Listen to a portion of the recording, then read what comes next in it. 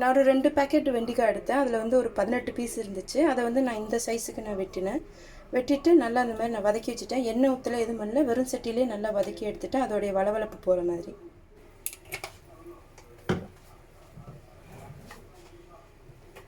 1/4 table ஸ்பூனுக்கு வெந்தயம் add பண்ணுறேன்.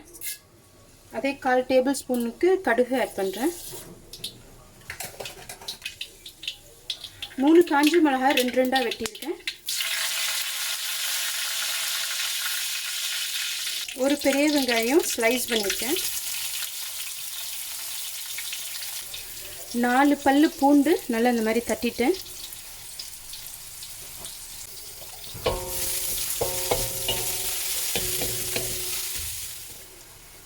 இந்த அளவுக்கு வெங்காயம் நல்லா வதங்கி வந்ததுக்கப்புறம் வந்து ஒரு மீடியம் சைஸ் தக்காளி இந்த மாதிரி டைஸ் பண்ணி எடுத்து வச்சுருக்கேன்.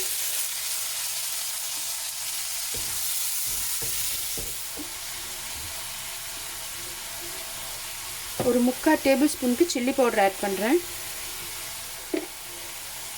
3/4 டீஸ்பூனுக்கு மஞ்சத்தூள் ஆட் பண்ணுறேன். அந்த சின்ன ஸ்பூன் அளவுக்கு 1 ஸ்பூன் பெருஞ்சீரகம் நல்லா வறுத்துட்டு இடித்து வச்சுருக்கேன்.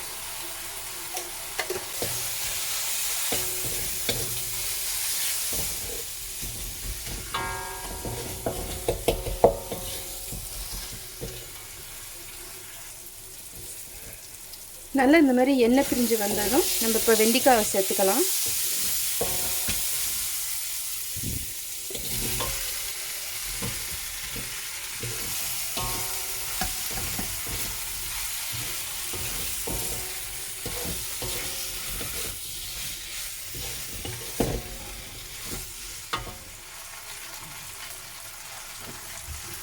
ஒன்றரை டீஸ்பூன் மல்லி, 3/4 டீஸ்பூனுக்கு சிறுஜீரகத்தூள், 1/2 டீஸ்பூனுக்கு வெள்ளை மிளகு,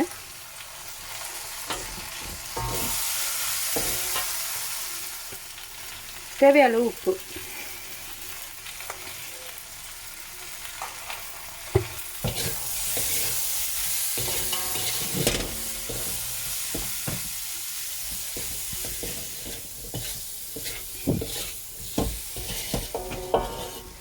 அடுப்பை வந்து சிறுக வச்சுட்டு கொஞ்ச நேரம் மூடி போடுவோம்.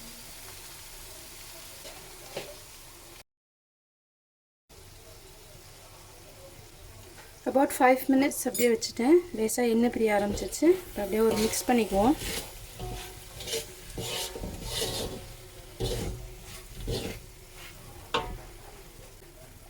கொஞ்சம் மல்லிக்கீரை இப்போ ஆட் பண்ணிக்குவோம்.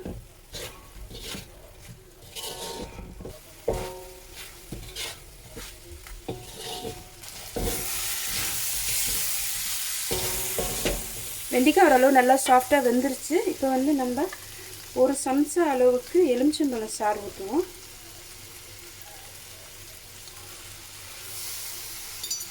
எலுமிச்சம்பழம் இல்லை அப்படின்னு சொன்னால் நீங்கள் கொஞ்சோண்டு புளி கூட கொடுக்கலாம்.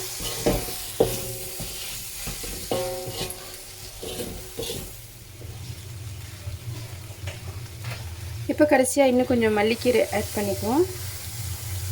அவ்வளோதான், நம்மளுடைய ரோஸ்ட் மசாலா வெண்டிக்காய் ரெடி ஆகிடுச்சு. இதை நீங்கள் உங்கள் ஃபேமிலிக்கு ட்ரை பண்ணி பார்த்து என்ஜாய் பண்ணுங்கள். Love you all. Take care. Bye.